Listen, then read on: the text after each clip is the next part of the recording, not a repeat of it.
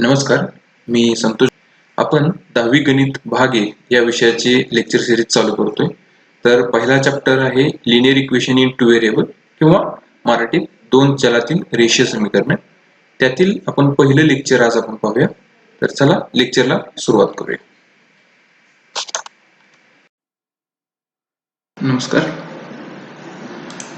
तर आपण बघूया linear equation in two variable. तर 10वीच्या इयत्तेचा पहिला चॅप्टर आहे linear equation in two variable. त्यालाच मराठीत नाव आहे दोन चलातील रेषीय समीकरणे. हे तुमचा पहिला चॅप्टर आहे 10वीचा. तर linear equation in two variable काय असतं, तर ज्या इक्वेशन मध्ये दोन व्हेरिएबल वापरलेले असतात त्या इक्वेशनला लिनियर इक्वेशन आपण म्हणतो.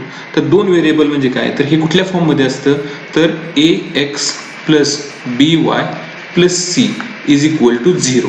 तर हे काय तुमचं लिनियर इक्वेशन आहे, म्हणजेच काय तुमचं रेषीय समीकरण आहे. ह्याच्यामध्ये दोन व्हेरिएबल आहेत. तर व्हेरिएबल कुठले असणार आहे, तर x हा एक व्हेरिएबल आहे आणि y हा एक व्हेरिएबल आहे.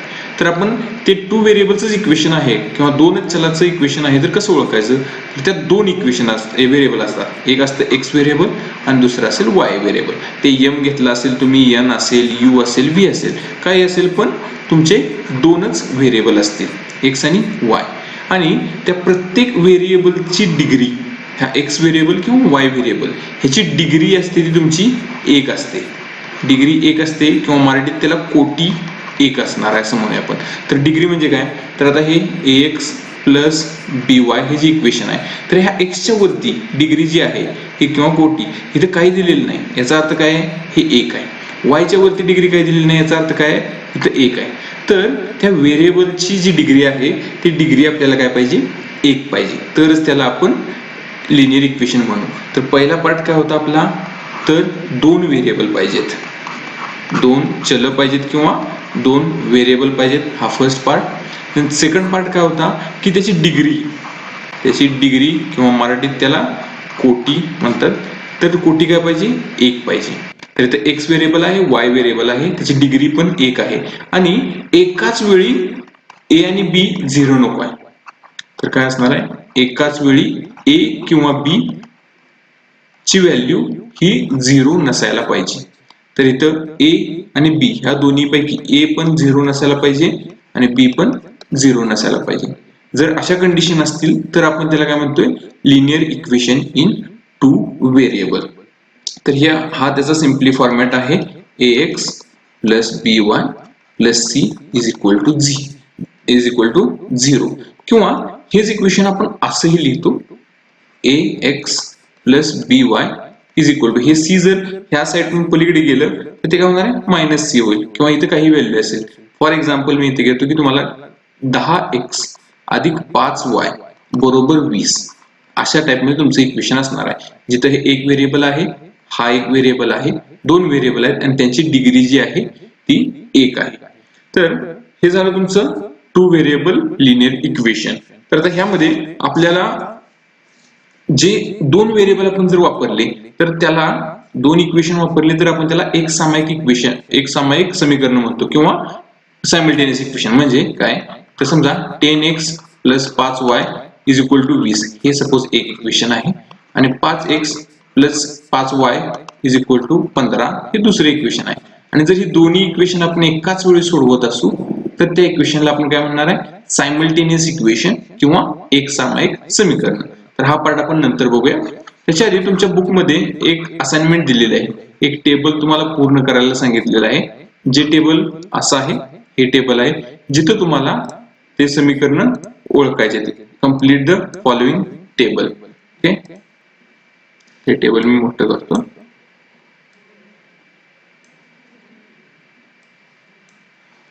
तर हे टेबल आहे, याच्यात काय सांगितले त्यांनी, complete the following table. Equation दिले आहे आणि ते linear equation in two variable आहे की नाही विचारले. तर आपल्याला पहिला पार्ट काय दिलाय, 4m अधिक 3n बरोबर 12. तर ह्यांनी उत्तर दिलेलं आहे त्याचं की हे लिनियर इक्वेशन आहे दोन व्हेरिएबल मध्ये, म्हणजे दोन चलातील हे समीकरण आहे.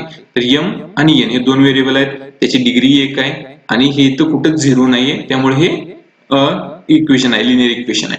आता दुसरं इक्वेशन बघा काय दिलेलं आहे, 3x² - 7y बरोबर 13.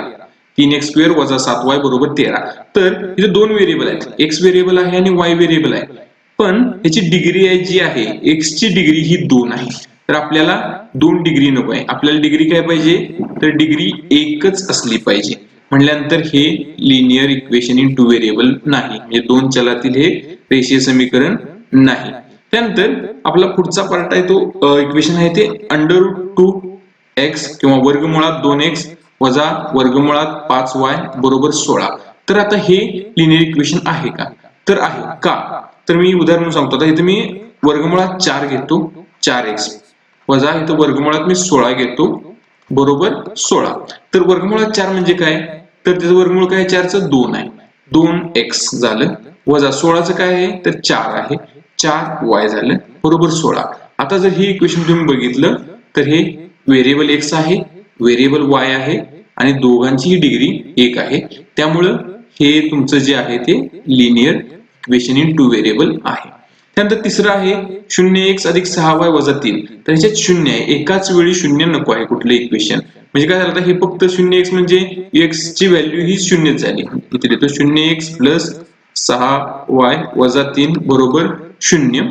तर हे जर 0 ने गुणलं x तर हे 0 असणार आहे. म्हणजे काय झालं, आपलं 6y मायनस 3 बरोबर 0. म्हणजे हे एकच व्हेरिएबल आहे, दोन व्हेरिएबल ह्याच्यात राहणार नाहीत. म्हणून हे जे आहे ते तुमचं इक्वेशन हे लिनियर इक्वेशन नाही. तसंच इथं 0.3x अधिक 0y दिलेलं आहे, इथं पण 0 आहे, त्यामुळे हे पण लिनियर इक्वेशन नाही. आता जे 6वं इक्वेशन आहे 4x plus 4/x plus 5/y is equal to 4. म्हणजे 4 भागिले x अधिक 5 भागिले y बरोबर 4. हे जे इक्वेशन दिले तुमचं हे a plus b is equal to c ह्या फॉर्मॅट मध्येच आहे. म्हणून तुमचं हे जे आहे ते लिनियर इक्वेशन आहे. आता शेवटचं जे 7वं इक्वेशन आहे 4xy मायनस 5y वजा 8 बरोबर 0. आता इथं दोन्ही व्हेरिएबल आहेत. जर दोन्ही व्हेरिएबल म्हणजे काय, घातांकांच्या नियमाप्रमाणे x आणि y चा एक घात असेल आणि हे जर सेम व्हेरिएबल असतं तर त्याची डिग्री 2 झाली असती. तर दोन व्हेरिएबल आहेत एकाच वेळी, त्यामुळे हे तुमचं आहे ते लिनियर इक्वेशन नाही. तर अशा प्रकारे तुम्हाला लिनियर इक्वेशन आहे की नाही ओळखायचं आहे. म्हणजेच काय, तुमचं दोन चलातील रेषीय समीकरण मराठीत म्हटले ते आहे की नाही आपल्याला ओळखायचं आहे. आता आपण ह्याच्यावरचा एक प्रॉब्लेम सॉल्व्ह करूया, जो तुमच्या बुकमध्येच दिलेला आहे, पुस्तकात दिलेला आहे तुमच्या. तर तो जे समीकरण दिले आहेत ते दोन समीकरण आपल्याला सोडवायचे आहेत. म्हणजे काय, आपल्याला सायमल्टेनियस इक्वेशन हे सोडवायचे आहेत. तर पहिले इक्वेशन दिलेलं आहे तुमचं 5x वजा 3y बरोबर 8 आणि दुसरे इक्वेशन दिलेलं आहे 3x अधिक y बरोबर 2. तर हे दोन इक्वेशन आपण ज्यावेळी विचारात घेतो त्यावेळी त्याला आपण सायमल्टेनियस इक्वेशन म्हणतो किंवा एक सामायिक समीकरण म्हणतो. तर आपल्याला हे दोन्ही इक्वेशन आपल्याला सोडवायचे आहेत. तर इथं बघा 5x आहे, इथं 3x आहे, इथं 3y आहे, इथं y आहे आणि 2 आणि 8 आहे. तर पहिल्यांदा मी काय करतो, हे एकाखाली एक समीकरण लिहून घेतो. 5x वजा 3y बरोबर 8 आणि 3x अधिक y बरोबर 2. तर आपल्याला हे जर सोडवायचं असेल तर एक चल लोप पाहायला पाहिजे. म्हणजे काय, एक व्हेरिएबल आपल्याला यातला कॅन्सल करायचा आहे. तर ते कॅन्सल करण्यासाठी काय करायला लागेल, तर ह्याला मी इक्वेशन नंबर 1 म्हणतो, ह्याला इक्वेशन नंबर 2 म्हणूया. तर ह्या जर दुसऱ्या इक्वेशनला जर तुम्ही 3 न गुणलं तर इथं 3 न गुणलं तर तुमचं इथं काय येणार आहे, 3 न गुणल्यानंतर इथं आपण 3y येईल, इथं 3 न गुणल्यानंतर 3 गुणले 3 9 येईल आणि इथं पण 3 न गुणायला लागेल आपल्याला. तर मी हे इक्वेशन 3 न गुणून घेतो. तर ह्याला आपण 3 ने गुणू किंवा मल्टिप्लाय बाय 3.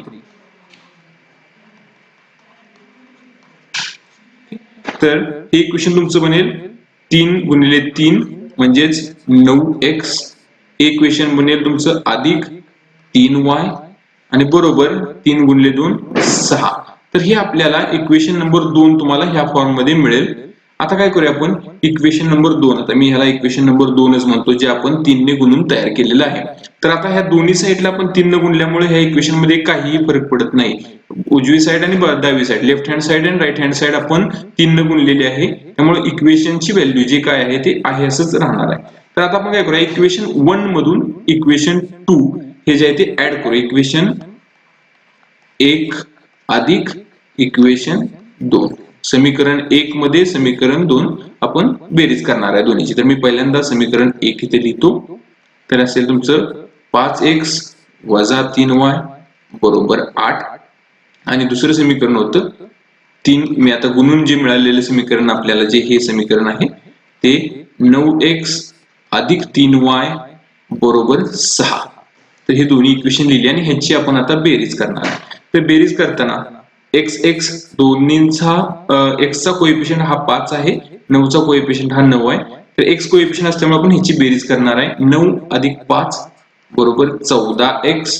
आता हे अधिक 3y आणि वजा 3y, इथं अधिक 3y आहे आणि इथं वजा 3y आहे, तर हे काय होणार आहे कॅन्सल होणार आहे. बरोबर 8 अधिक 6 14. तर आपल्याला इक्वेशन काय मिळालं 14x बरोबर 14. मी ते इक्वेशन इथं लिहितोय परत एकदा 14x बरोबर 14 हे आपल्याला मिळाले. तर आता आपल्याला हे सोडवायचं आहे. तर x चं व्हॅल्यू आपल्याला काढायचं आहे. x काय असेल तर x बरोबर हे 14 बरोबर चिन्हाच्या पलीकडे आहे आणि हे ह्याला गुणिले आहे 14x आहे म्हणल्यानंतर बरोबर चिन्हाच्या पलीकडे जाताना ते भागिले होणार म्हणजेच काय 14 भागिले 14. तर x बरोबर 1. तर तुम्हाला ह्याच्यातून x ह्या व्हेरिएबलची किंमत मिळाली. तर आपल्याला ह्याला मी इक्वेशन नंबर 3 म्हणतो. तर x ची किंमत आपल्याला 1 मिळाली. तर ही x ची मिळालेली 1 किंमत आपण 1 नंबरच्या इक्वेशन मध्ये टाकू शकतो किंवा 2 नंबरच्या इक्वेशन मध्ये टाकू शकतो. मग आपल्याला y ची किंमत मिळेल. तर आपण काय करूया आता x ची 1 ही किंमत मिळालेली आपण 1 नंबरच्या इक्वेशन मध्ये समीकरणात टाकूया आपण. तर 1 नंबरचं समीकरण काय होतं ते मी आधी लिहून घेतो. तर हे होतं 5x वजा 3y बरोबर 8. तर आपण x ची किंमत जी की 1 आहे इक्वेशन 1 मध्ये टाकू. तर आता हे इक्वेशन आपल्याला मिळालं होतं. तर ह्याच्यामध्ये मी आता 5x ची किंमत काय मिळालेली आपल्याला 1 मिळालेली आहे. तर 5 गुणिले 1 x च्या ऐवजी मी काय केलं तर 1 टाकलं वजा 3y बरोबर 8. आता मी हे सोडवतोय. 5 गुणिले 1 5 वजा 3y बरोबर 8 हे मिळालं आपल्याला किंवा वजा 3y बरोबर हे 5. आता इथं काही चिन्ह नाही म्हणजे चिन्ह प्लस असणार आहे. हे ज्यावेळी बरोबर चिन्हाच्या पलीकडे जाणार त्यावेळी काय होणार आहे वजा होणार आहे. इथं काय होणार आपलं 8 वजा 5. तर आपल्याला काय मिळणार आहे वजा 3y बरोबर 8 वजा 5 म्हणजे 3 मिळालं. आता इथं y 3y 3 गुणिले y आहे आणि इकडे 3 आहे. तर काय करतोय आपण y मी इथे ठेवतोय हे वजा 3 आहे ते तिकडे जाताना भागिले होणार. तर इथं 3 भागिले 3 होईल आणि 3 भागिले वजा 3 होईल. मग आपल्याला त्याचं उत्तर मिळणार आहे y बरोबर वजा 1.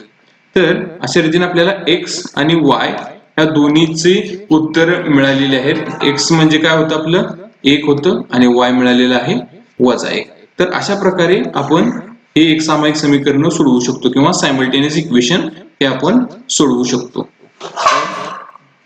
थँक्यू.